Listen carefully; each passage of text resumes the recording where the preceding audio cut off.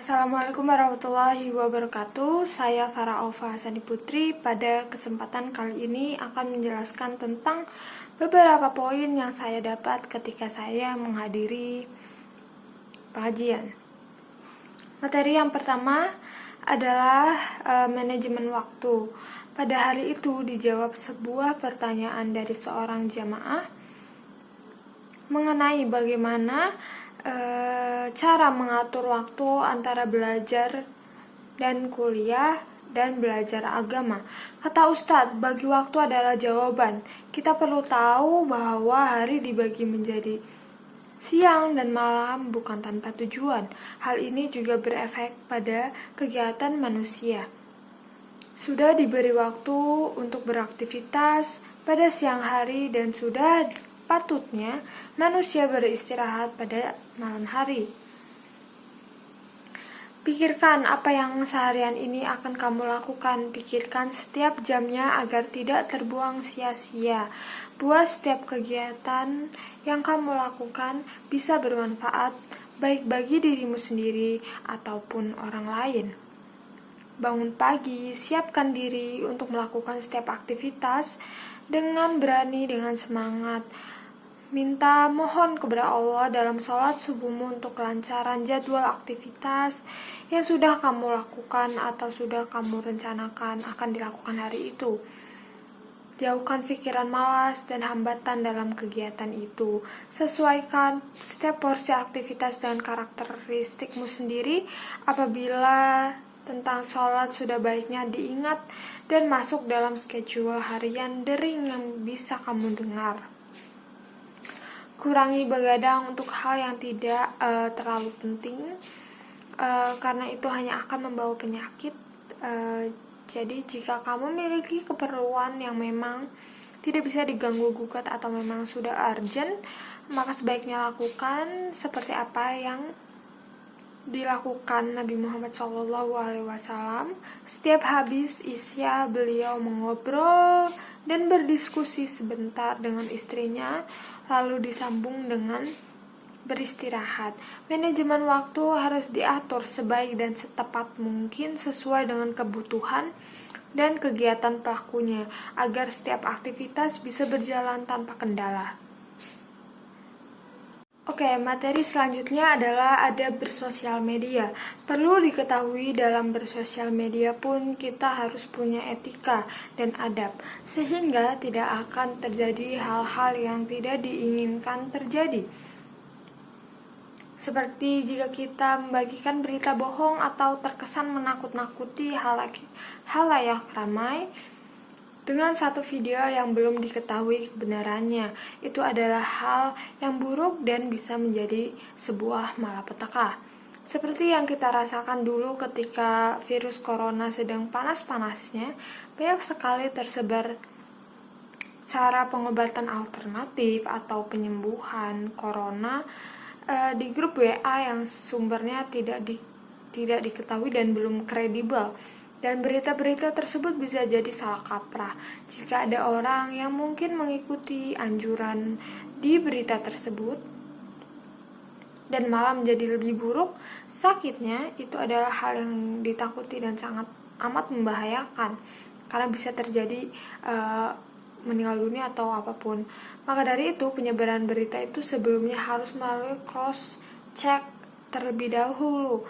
Sebelum semua orang bisa mengaksesnya, kita harus cross check. Saking banyaknya informasi di media sosial dan kebebasan beropini melalui komentar yang tersedia, banyak orang yang mengurusi urusan orang lain yang bukan urusannya, ikut menghakimi semua hal yang dia rasa salah di media sosial. Pintar-pintarlah memilih dan memilah informasi yang bisa bermanfaat bagi diri kita, karena yang bertugas dan punya wewenang untuk memilih hal yang baik dan tahu hal yang benar dan buruk bagi diri kita adalah diri kita sendiri. Sebaiknya kita bisa menfilter informasi yang bisa bermanfaat bagi kita, begitu. Materi selanjutnya adalah ikhlas. Ikhlas sendiri memiliki arti suatu sikap berlepas diri atas segala amalan yang telah dilakukan. Setiap amalan yang dilakukan tanpa rasa ikhlas ibarat musafir yang membawa perbekalan berupa pasir. Maknanya perbekalan tersebut tidak ada artinya atau gunanya dan hanya memberatkan si musafir itu sendiri. Ada banyak bentuk ikhlas dalam kehidupan kita, yakni ikhlas dalam bekerja, ikhlas dalam beribadah, ikhlas dalam belajar, dan lain-lain. Allah Subhanahu wa Ta'ala berfirman yang artinya, "Tidaklah mereka diperintahkan kecuali untuk mengikhlaskan agama untuknya." Surat Al-Baniyah ayat 5. Ayat tersebut menerangkan bahwa seseorang muslim harus berlaku ikhlas dalam beragama, menjalankan ibadah bukan karena butuh, melainkan karena kewajiban. Jika kita beribadah karena rasa butuh, maka tandanya kita benar-benar mengerjakannya dengan sepenuh hati. Sementara itu, beribadah karena kewajiban belum tentu bisa dilakukan sepenuh hati. Oleh karena itu, mari merefleksikan diri tentang bagaimana ibadah kita selama ini. Sikap ikhlas sangat penting dipraktekkan dalam kehidupan sehari-hari, apalagi saat mendapatkan musibah. Dengan memiliki sifat ikhlas, maka kita tidak akan mudah mengeluh dan protes kepada Allah Subhanahu wa Ta'ala. Semoga kita termasuk dalam orang-orang yang memiliki hati yang ikhlas. Oke, materi yang keempat adalah sedekah. Sedekah mempunyai banyak sekali manfaat dan barokah. Di antaranya adalah yang pertama, sedekah membawa rezeki kita bertambah. Bukannya berkurang, harta kita justru akan bertambah jika kita bersedekah. Rasulullah Shallallahu Alaihi Wasallam bersabda, "Bersedekahlah kalian karena sesungguhnya sedekah dapat menambah harta yang banyak." Maka bersedekahlah kalian, niscaya Allah menyayangi kalian. Quran Surat Al-Wasail ayat 6, hadis ke-11. Bahkan di dalam ayat yang lain Allah akan melipat pahala sedekah kita berlipat-lipat jumlahnya dalam Al-Quran Surat 6 ayat 160. Allah menjanjikan balasan 10 kali lipat bagi mereka yang mau berbuat baik. Bahkan dalam Al-Quran Surat 2 261 Allah menjanjikan balasan sampai 700 kali lipat.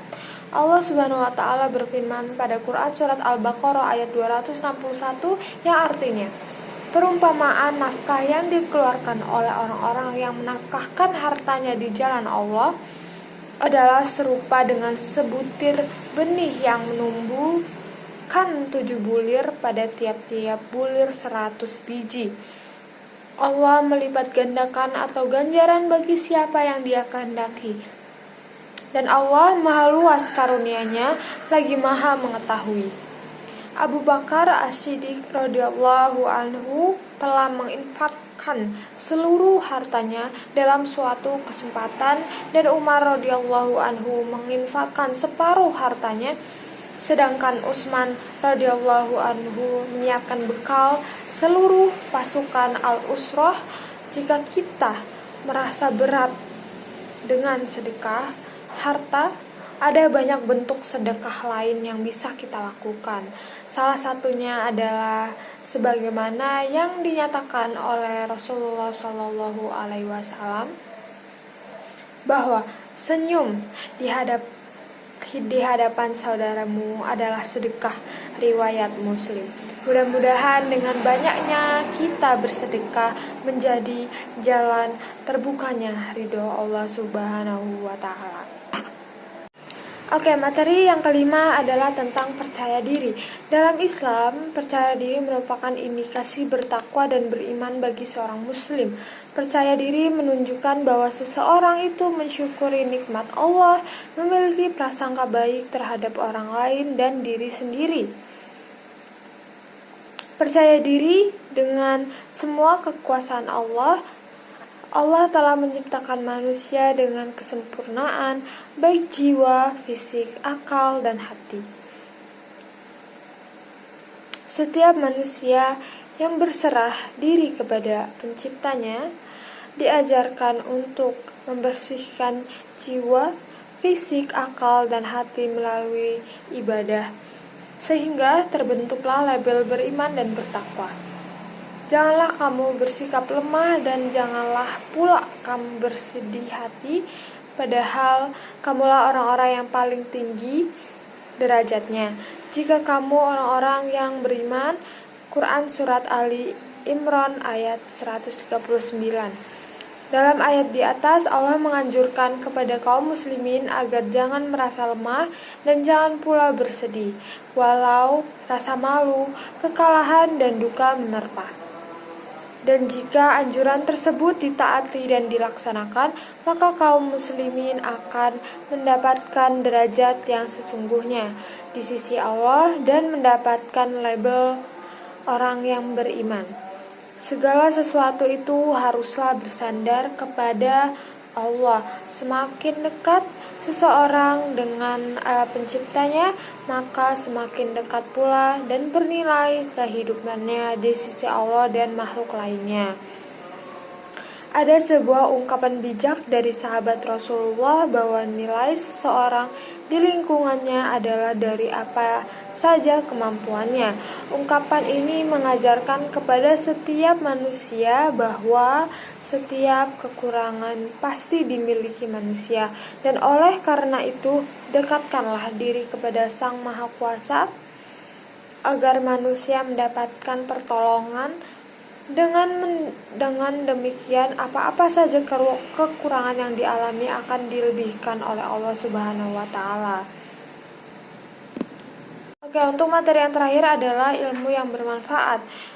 Ilmu mempunyai peran penting dalam perjalanan hidup ini, karena dengan ilmu yang dimiliki seseorang, ia akan mampu membedakan antara hak dan batil. Dengan ilmu, seseorang akan lebih mantap dalam menjalankan ibadah kepada Allah Subhanahu wa Ta'ala karena tahu dasarnya dan tujuan yang sebenarnya. Namun sebaliknya, bagi seseorang yang buta akan ilmu, pengetahuan, dan agama, maka segala yang dia kerjakan tidak akan tahu dasar dan tujuan sebenarnya. Agar hal semacam itu tidak sampai menimpa pada diri kita, maka kita harus menyadari bahwa setiap orang Islam mempunyai kewajiban untuk menuntut ilmu. Berkaitan dengan hal tersebut, Nabi Shallallahu Alaihi Wasallam telah bersabda, mencari ilmu itu wajib bagi setiap orang Islam, laki-laki dan perempuan. Mencari ilmu haruslah mendapatkan prioritas pada setiap pribadi Muslim, karena orang berilmu maka tahu jalan yang akan ditempuh. Orang yang mendambakan bahagia hidup di dunia haruslah mempunyai ilmu. Begitu juga orang yang mendambakan kebahagiaan di dunia akhirat haruslah mempunyai ilmu pula. Oleh karena itu, janganlah merasa bosan untuk menuntut ilmu, dan dia di mana saja harus tetap kita cari, sekalipun di negeri Cina. Nabi Shallallahu Alaihi Wasallam bersabda, carilah ilmu walau ke negeri Cina. Hadis riwayat Ibnu Adi dan Baihaqi. Kita harus merasa tergugah dalam hati kita masing-masing, sehingga belajar tidak merasa bosan dalam keadaan suasana bagaimanapun, baik mengenai waktu atau tempatnya. Kita harus bersemangat dalam menuntut ilmu dengan sekuat kita agar yang kita cita-citakan bisa tercapai sebagaimana yang kita harapkan. Baik, sekian presentasi dan video tentang rangkuman dari pengajian yang sudah saya hadiri. Terima kasih sudah mendengarkan. Wassalamualaikum warahmatullahi wabarakatuh.